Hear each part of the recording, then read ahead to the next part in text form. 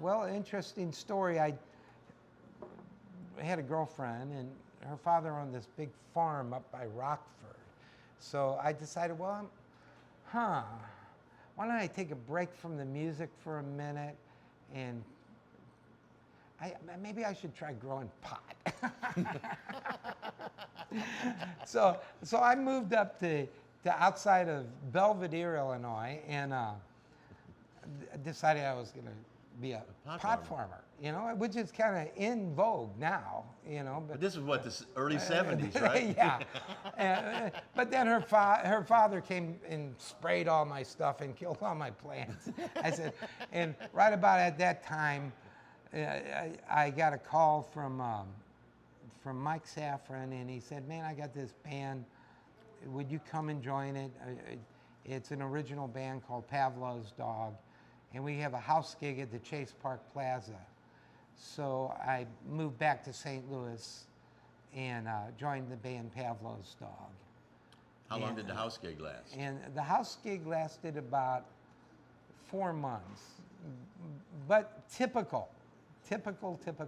My first week there, I was like buying all the girls drinks and stuff like that. I thought we had an open tab.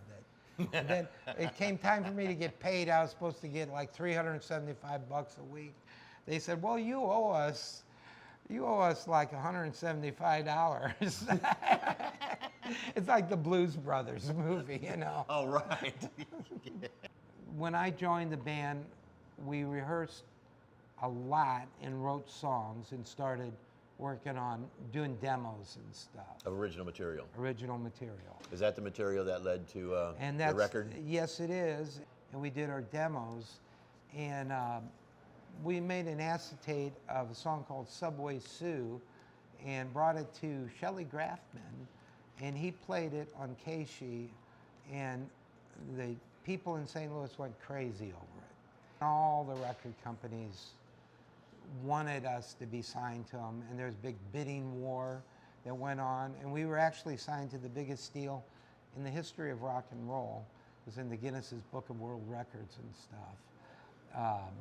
It didn't matter much because our manager, who is a guy named Ron Powell, was the biggest crook in the world and stole every penny we ever made.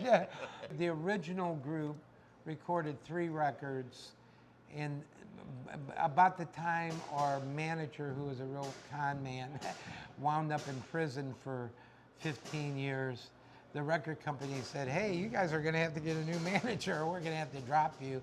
And we didn't get a new manager. We couldn't, I mean, you know, it was a 7-piece band. You know how the politics in bands are. We couldn't agree upon anything. And so the band broke up, and there's a farm of it that goes to Europe every year still, and but I'm not involved with that. But we did have our moment of fame and fortune, you know.